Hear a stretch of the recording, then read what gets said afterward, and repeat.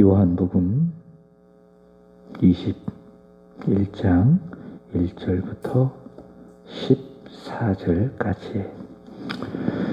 그 후에 예수께서 디베랴 호수에서 또 제자들에게 자기를 나타내셨으니 나타내신 일은 이러하니라. 시몬 베드로와 디두모라 하는 도마와 갈릴리 가나 사람 나다나엘과 세베데의 아들들과 또 다른 제자 둘이 함께 있더니 시몬 베드로가 나는 물고기를 잡으러 가노라 하니 그들이 우리도 함께 가겠다 하고 나아가서 배에 올랐으나 그날 밤에 아무것도 잡지 못하였더니 날이 새어갈 때에 예수께서 바닷가에 서셨으나 제자들이 예수이신 줄 알지 못하는지라. 예수께서 이르시되 얘들아 너희에게 고기가 있느냐? 대답하되 없나이다.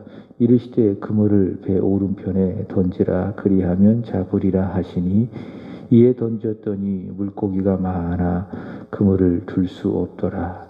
예수께서 사랑하시는 그 제자가 베드로에게 이르되 주님이시라 하니 시몬 베드로가 벗고 있다가 주님이라 하는 말을 듣고 겉옷을 두른 후에 바다로 뛰어내리더라. 다른 제자들은 육지에서 거리가 불과 한 50칸쯤 되므로 작은 배를 타고 물고기 든 그물을 끌고 와서 육지에 올라 보니 숯불이 있는데 그 위에 생선이 놓였고 떡도 있더라. 예수께서 이르시되 지금 잡은 생선을 좀 가져오라 하시니 시몬 베드로가 올라가서 그물을 육지에 끌어올리니 가득히 찬 그물 고기가 153마리라. 이같이 많으나 그물이 찢어지지 아니하였더라. 예수께서 이르시되 와서 조반을 먹으라 하시니 제자들이 주님이신 줄 아는 고로 당신이 누구냐 감히 묻는 자가 없더라. 예수께서 가셔서 떡을 가져다가 그들에게 주시고 생선도 그와 같이 하시니라. 이것은 예수께서 죽은 자 가운데서 살아나신 후에 세 번째로 제자들에게 나타나신 것이라. 아멘.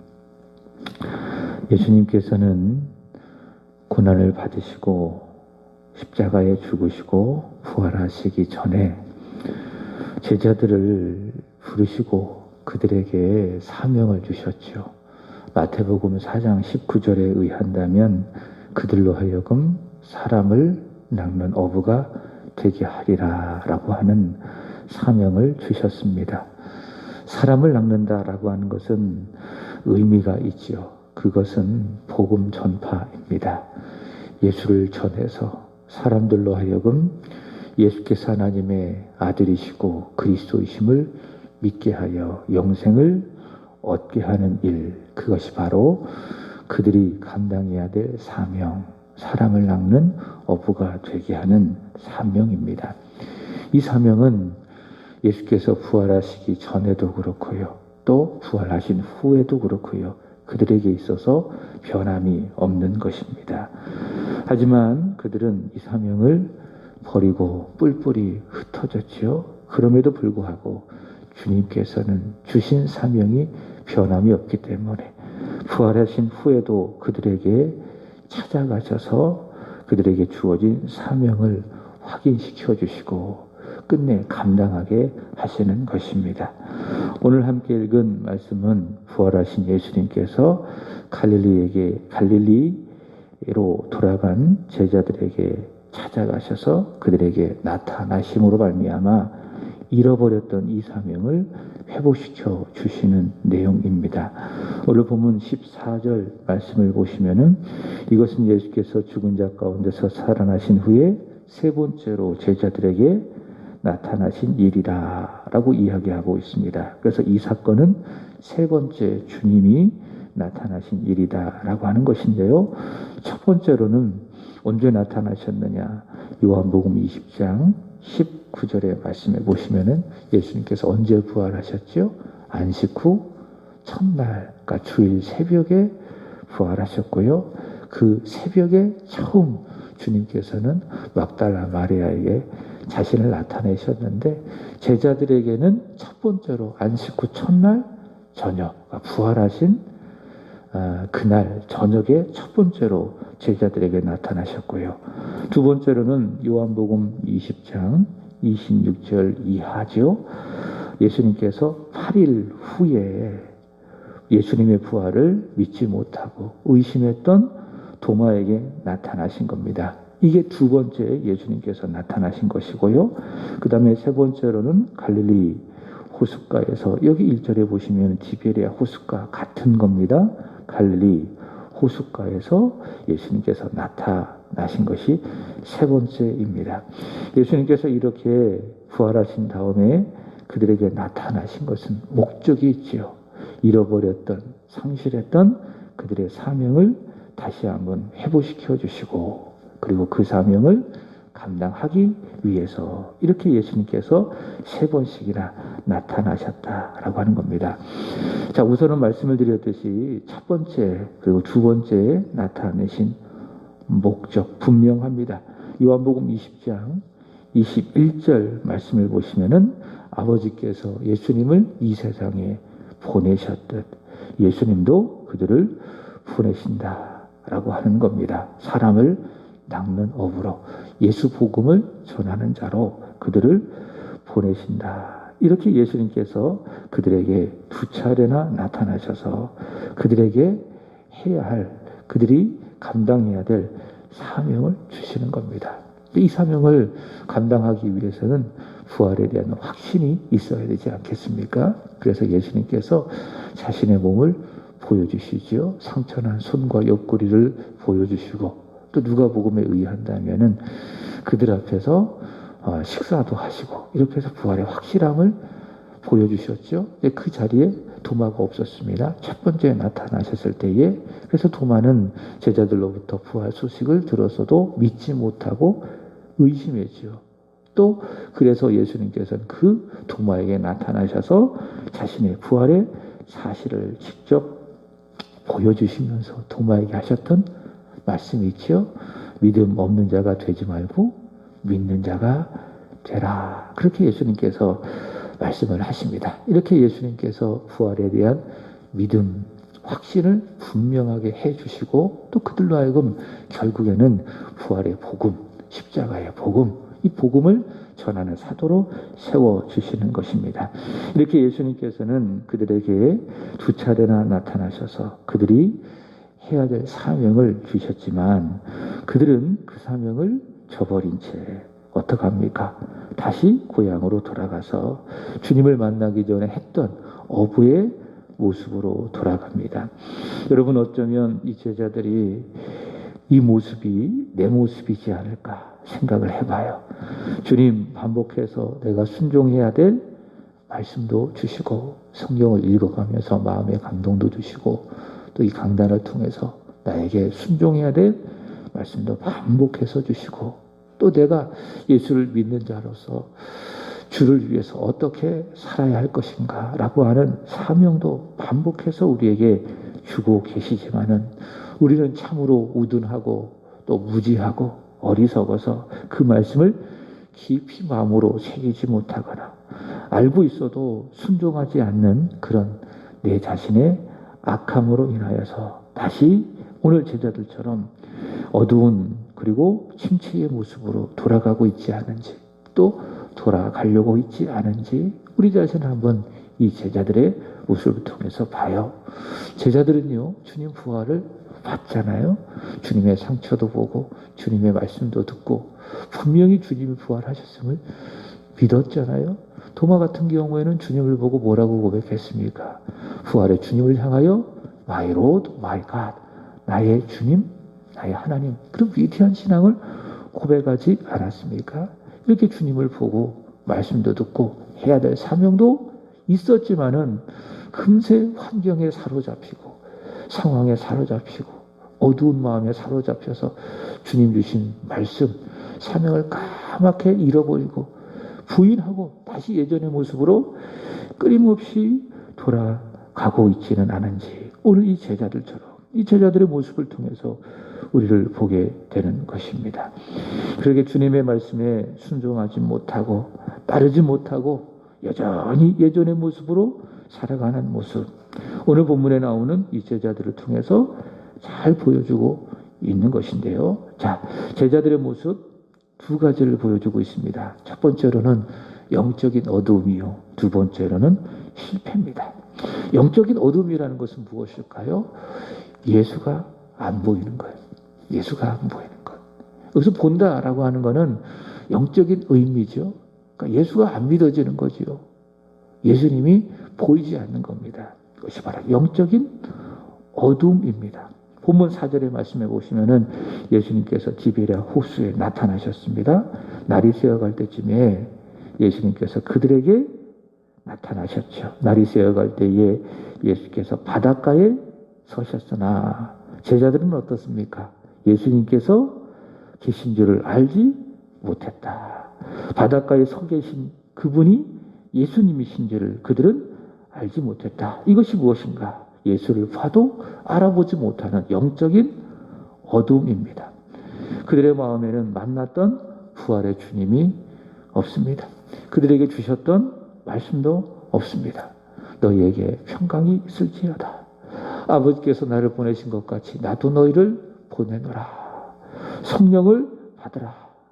부활의 주님을 만났던 그 만남 가운데 받았던 말씀, 그 말씀이 없는 것이죠. 그러니까 마음에 주님이 없어요. 마음에 주님의 말씀이 없습니다. 말씀이 없으니 예수가 그 마음속에 없으니 예수님께서 그들 눈앞에 서 계셔도 어떻습니까? 어느 누구도 저분이 주님이신지를 알아보는 사람이 없더라. 참으로 안타까운 일이죠. 여러분, 왜 주님이 우리 눈에 안 보입니까? 주님이 왜 안 믿어집니까? 주님이 무능하셔서 우리에게 자기 자신을 확실하게 보여주지 않아서 절대로 그렇지 않아요. 주님은 언제나 그 자리에 계십니다. 평강의 주님께서는 친히 우리의 삶 가운데 때마다 일마다 우리와 늘 함께 하십니다. 그게 주님이세요. 예수님께서 마태복음 28장 20절에 말씀하셨잖아요. 보라, 내가 세상 끝날까지 너희와 항상 함께 있으리라. 그래서 예수님께서는 단 한순간도 그 약속을 어긴 적이 없습니다. 항상 예수님은 그 자리에 서 계시는 거예요. 우리가 예배할 때에 우리와 함께 하시고, 우리가 살아가고 있는 그곳에 예수님 우리와 친히 함께 하시고, 그럼에도 불구하고 그 주님을 보지 못하는 것, 누구 문제입니까? 내 문제예요. 내 마음속에 주님이 없고 세상이 가득하고 내 마음속에 예수님의 말씀이 없고요. 세상의 욕심, 물질에 대한 욕심, 명예에 대한 욕심, 세속적인 가치들이 내 안에 가득 차 있기 때문에 보여요, 안 보여요? 주님이 안 보이고요. 주님의 말씀이 들리지 않는 겁니다. 이것이 무엇인가? 영적인 어두움이다 라고 하는 겁니다. 그래서 우리 하나님 앞에 기도해야 돼요. 하나님, 내 마음속에 주님을 보지 못하는, 눈이 흐려져서 마음이 어두워져서 주님을 보지 못하는 죄악의 쓴뿌리들이, 죄악의 모든 모습들이 세상의 더럽고 세상의 정욕과 안목의 정욕과 이생의 자랑과도 같은 세상적인 모든 요소들이 다 사라지게 하여 주옵소서. 그래서 주님을 볼 수 있도록 도와주옵소서. 우리는 늘 하나님 앞에 오늘 말씀을 붙들고 기도해야 된다라고 하는 것이죠. 두 번째로는 실패입니다.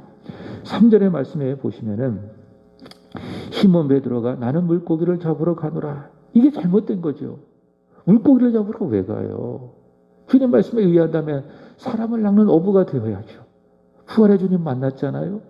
그리고 평강의 주님의 말씀을 들었잖아요. 아버지께서 나를 보낸 것 같이 나도 너희를 보내노라. 누구든지 누구의 죄를 사하면 사해질 것이요 누구의 죄든지 그대로 두면 그대로 두리라. 이 말씀을 들었잖아요. 그럼 어떻게 해야 돼요? 물고기 잡으러 가지 말고 사람 잡으러 가야죠. 사람을 낚는 어부가 되어야 하죠. 근데 베드로가 그 주님의 말씀을 까맣게 잃어버리고 상실했는지 아니면 고의로 부정했는지 물고기를 잡으러 가는 것이지요. 그러니 어떻습니까? 됩니까? 안 됩니까? 안 됩니다. 이 길 자체가 잘못된 길을 가고 있습니다. 그러니까 안 되는 거예요. 그러니까는 그들이 물고기를 잡으러 갔는데 그날 밤 물고기를 잡으러 배에 올랐지만은 그날 밤 아무것도 잡지 못했습니다. 이것이 무엇입니까? 실패입니다. 주님도 없고 말씀도 없는 그들은 갈릴리 바다에서 잔뼈가 굵은 아주 노련한 어부이지만은 밤이 새도록 아무것도 잡지 못하는 실패를 하게 되었습니다. 무엇이 실패입니까? 물고기를 잡지 못한 그것이 실패가 아닙니다. 그들의 실패는 부활하신 주님을 만났어도 그 부활의 주님을 잊어버리고 부활의 주님께서 주신 사명을 다 상실해버리고 다시 업으로 돌아온 게 무엇이에요? 그것이 바로 인생의 가장 큰 실패다. 다른 게 실패가 아니에요. 우리가 잘 알고 있는 누가복음에 등장하는 탕자와 그 아버지의 비유 아니겠습니까? 탕자의 가장 실패는 무엇입니까? 먼 타국에 가서 아버지가 주어진 아버지로부터 받은 그 재산을 다 허비하고 낭비하고 허랑방탕하면서 인생이 망가진 게 실패입니까? 물론 그것도 실패할 수 있어요. 가장 큰 실패는 무엇이냐? 아버지를 떠난 거예요. 그게 무엇입니까? 탕자에게 있어서 가장 큰 실패입니다. 그럼 가장 잘한 게 무엇일까요? 그 인생 속에서 정신 차리고 아버지께로 돌아오기에 가장 잘한 거예요. 그 인생의 가장 큰 성공이에요. 우리 인생도 마찬가지예요. 가장 큰 실패는 무엇이냐? 주님 떠나는 거예요. 주님의 말씀을 들었어도 주님의 말씀을 부정하고 말씀을 떠나고 주님을 떠나는 것이 가장 큰 실패입니다. 다른 게 실패 아닙니다. 가장 잘한 일이 무엇일까요? 예수 만난 거예요. 예수 믿은 거예요. 여기 계신 분들은 가장 잘 하신 겁니다. 인생의 최고의 성공을 맛본 분들입니다. 왜냐하면 예수를 믿었기 때문에, 예수를 만났기 때문에. 어느 제자들은 실패한 거죠. 주님을 떠났으니, 사명을 잃어버렸으니 실패할 수밖에 없는 거죠. 실패의 길로 갈 수밖에 없는 거죠. 실패를 맛볼 수밖에 없는 것이죠. 이렇게 주님 주신 사명을 잃어버린 채 다시 업으로 돌아온 그들. 그러나 그들을 예수님께서는 포기하지 않으시는 겁니다. 그래서 예수님께서는 몇 번째 나타나요? 세 번째 찾아가시고 자신을 나타내시면서 사명을 회복시켜 주시는데 그 사명이 구체적으로 주어지고 회복시켜 주시는 현장이 내일 새벽에 말씀을 드릴 것입니다. 자, 오늘은 요한복음 21장 예수님께서 그 사명 회복을 하시기 위해서 먼저 하시는 두 가지의 일을 보여주고 있습니다. 첫 번째로는 물고기를 잡게 하시는 것이고요. 두 번째로는 잡은 물고기로 아침 조반을 베푸시는 것입니다. 첫 번째로 물고기를 잡게 하시는 것입니다. 6절의 말씀에 보시면은 이르시되 그물을 배 오른편에 던지라. 그리하면 잡으리라 하시니 이에 던졌더니 물고기가 많아 그물을 들 수 없더라. 예수님께서는 그들에게 뭐라고 하시죠? 그물을 배 오른편에 던져라. 그리하면 잡으리라. 그래서 그들은 그 말씀에 순종해서 많은 물고기를 잡게 되었습니다. 예수님께서 이 말씀을 하신 이유가 있죠. 누가복음 5장의 말씀에 보시면은 베드로가 주님을 처음 만나서 주님으로부터 제자로서 사도로서 복음을 전파하는 자로서 사명을 받을 때에 그때 어부였어요. 근데 그때도요 지금과 똑같은 상황이었습니다. 밤이 새도록 그물을 던져 물고기를 잡으려고 했지만 아무것도 잡지 못했습니다. 바로 그 실패 현장에 예수님께서 찾아오셔서 예수님께서 하셨던 말씀 누가복음 5장 4절의 말씀해 보시면은 베드로야 깊은 데로 가서 그물을 내려 고기를 잡아라. 그 말씀을 하셨죠. 그러자 베드로는 순종했고요. 그물이 찢어질 만큼 많은 물고기를 잡았고 그 예수님 앞에 베드로가 무릎을 꿇고 주여 나는 죄인이로소이다. 나를 떠나소서. 그러자 예수님께서 베드로에게 사명을 주셨습니다. 그 말씀이 무엇입니까? 이후로는 내가 사람을 취하리라. 누가복음 5장 10절 그 사명을 예수님께서 주셨죠. 그와 똑같은 상황이라는 거죠. 그와 똑같은 상황. 지금도 같습니다. 잃어버린 사명. 내가 사람을 취하리라. 라고 한 잃어버린 사명 예수님 다시 한번 회복시켜 주셔서 전과 똑같이 말씀하시는 겁니다. 그물을 배 오른편에 던져라. 그리고 고기를 잡아라. 그래서 베드로가요, 밤이 새도록 아무 물고기를 잡지 못했지만은 주님 말씀에 순종을 해서 그물을 배 오른편에 던지면서, 그물을 던지면서 무슨 생각을 했을까요? 자기가 처음 주님 만났을 때에 받았던 그 사명을 다시 한번 생각하겠죠. 내가 사람을 취하리라 라고 한 주님 사명을 생각했겠죠. 그리고 그 사명을 잃어버리고 그 사명을 버리고 다시 갈릴리로 돌아와서 그물을 던지는 자신의 이 부족한 모습, 연약한 모습, 이 모습을 회개하면서 그물을 던졌겠지요. 그리고 또 무슨 생각했을까요? 그래, 내가 던져야 될 것은 이 그물이 아니로구나. 사람을 낚는 그물이로구나. 복음을 전하는 사명이로구나. 그것을 베드로가 생각하지 않았겠어요? 자, 두 번째로는 예수님께서는 조반을 베푸시는 것입니다. 8절부터 13절까지의 내용인데요. 11절 말씀해 보시면은 주님의 말씀에 순종해서 고기가 잡혔어요. 고기가 잡혔는데 여기 보시면은 몇 마리라고 이야기하고 있습니까? 153마리라고 이야기하고 있습니다. 153. 모나미 창업주, 지금도 살아계시지만은 이 모나미의 창업주가 만든 볼펜이 있습니다. 하얀색의 이 끝에 부분이 검은색 볼펜이 있죠. 모두가 다 일반적으로 쓰고 있는 그런 볼펜인데 이 볼펜에 보면 153이라고 쓰여 있습니다. 이것은요, 모나미의 창업주가 있는데 정동제일교회 장로님이신데 송상섭 회장님이라는 분이 있습니다. 송삼석 회장님이라는 분이 있는데 근데 지금도 살아계시는데 이분이 이제 믿음의 사람이니까는 이 말씀을 바탕으로 해서 어떤 믿음과 신뢰를 주기 위해서 모나미 볼펜을 만들었는데 거기다가 153이라고 하는 그런 글귀를 써 놓았습니다. 참고로 말씀을 드린다면 그거예요. 예수님께서는 이렇게 그들로 하여금 많은 물고기를 잡게 하시고요. 그리고 9절에 말씀해 보시면은 육지에 올라와 보니 숯불이 있는데 그 위에 생선이 놓였고 떡도 있더라. 자, 물고기를 잡은 그들을 위해서 예수님께서 준비한 것이 무엇입니까? 숯불을 준비하고 물에 젖었기 때문에 온 몸이 떨고 있는 그들의 몸을 따뜻하게 하기 위해서 숯불을 준비하고 또 밤이 새도록 이 그물질을 했기 때문에 배가 고프겠지요. 그죠? 그래서 그들을 위해서 아침 식사도 준비합니다. 생선과 떡을 준비하는 것을 볼 수 있습니다. 그래서 예수님께서는 숯불을 통해서 추운 그들의 몸을 녹이시고 또 떡과 생선을 통해서 허기진 그들의 배를 채워 주시는 것입니다. 이렇게 예수님께서는 추워 다친, 배고픈 다친 그들의 마음을 또 몸을 녹여 열게 하시고 그래서 그들로 하여금 감당해야 될 사명을 불어 넣으시는 것입니다. 그죠? 이렇게 하시는 이유가 있겠죠? 사람이요, 춥잖아요. 그 배가 고프잖아요. 그러면 마음이 다칠 수밖에 없습니다. 근데 몸이 따뜻하잖아요. 그리고 배가 부르잖아요. 그러면 열립니다. 무엇이 열립니까? 마음이 열립니다. 그래서 식사하는 게 참 중요해요. 우리 교회도 지금 식사를 못하고 있잖아요. 우리가 코로나 이전에는 식사하는 것이 그냥 별로 중요하지 않다. 뭐 그런 생각은 그렇게 했습니다. 늘 했던 거니까. 그러나 이 코로나가 시작이 되고 교회에서 식사를 못하니까는 요즘처럼 많이 느껴져요. 아, 식사하는 게 참 중요했구나. 이게 참 좋은 시간이었구나. 그래서 기도하는 거죠.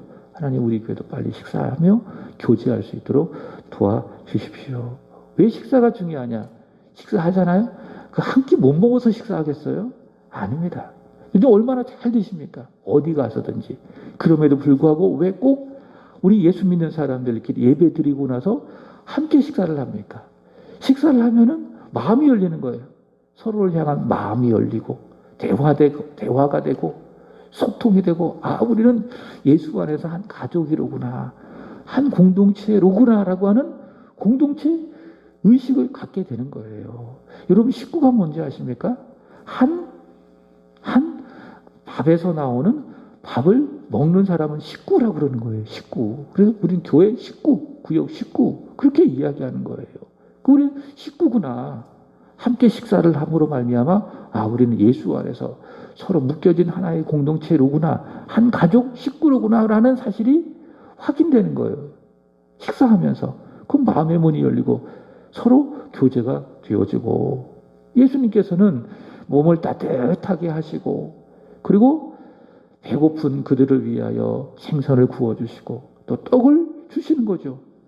그러니 그들의 마음의 문이 열리고 제자들 간에 서로 아름다운 연합이 형성이 되고 서로 연결이 되고 예수님을 중심으로 한 몸, 한 공동체가 되어지는 것이죠. 그리고 마음의 문이 활짝 열리게 되는 것입니다. 그러면서 예수님께서는 그들에게 해야 될 사명을 불어넣으시는 거예요. 다친 마음의 문의 상태 속에서, 추운 몸의 상태 속에서 가라, 사람을 낚는 어부가 되라, 이렇게 하지 아니하시고 몸을 따뜻하게 해주시고 손수 조반을 차려서 배고픈 그들에게 먹여주시니 먼저 그들의 마음의 문이 열리고 바로 거기에 주님께서 해야 될 사명을 내일 새벽에 확인하겠지만은 주시는 겁니다. 그래서 이런 예수님을 보면 참 센스가 좋으신 분이구나, 참 센스 있는 분이시구나, 우리 예수님 참 좋으신 분이구나, 이보다 좋으신 분이 이 세상에 어디 있을까. 그래서 우리 예수님이 참 좋죠. 예수님 우리는 사랑하게 되는 것이죠. 말씀을 마칩니다. 부활하신 예수님께서는 제자들에게 다시 찾아오십니다. 그리고 자신을 나타내십니다. 그리고 그들로 하여금 잃어버렸던 사명을 다시 회복시켜 주셨습니다. 그 예수님 오늘도 주일인데 우리에게 찾아오시고 또 예배 가운데 말씀과 기도와 찬양 가운데 자기 자신을 나타내시고 우리에게 말씀해 주실 줄로 믿습니다. 우리 가운데 찾아오시는 예수님, 우리의 마음의 문을 열어주시고 우리에게 자신을 나타내시는 그 예수님을 우리가 믿음의 시각으로 보고 믿음의 시선으로 보고 그 예수님께 최고의 경배와 찬양을 드리는 오늘 복된 주일이 되기를 주님의 이름으로 축복합니다. 기도하겠습니다. 좋으신 주님, 사랑하는 주님, 이 새벽 깨워 주님 앞에 나와 말씀을 듣고 하루를 시작하게 하여 주시니 감사합니다.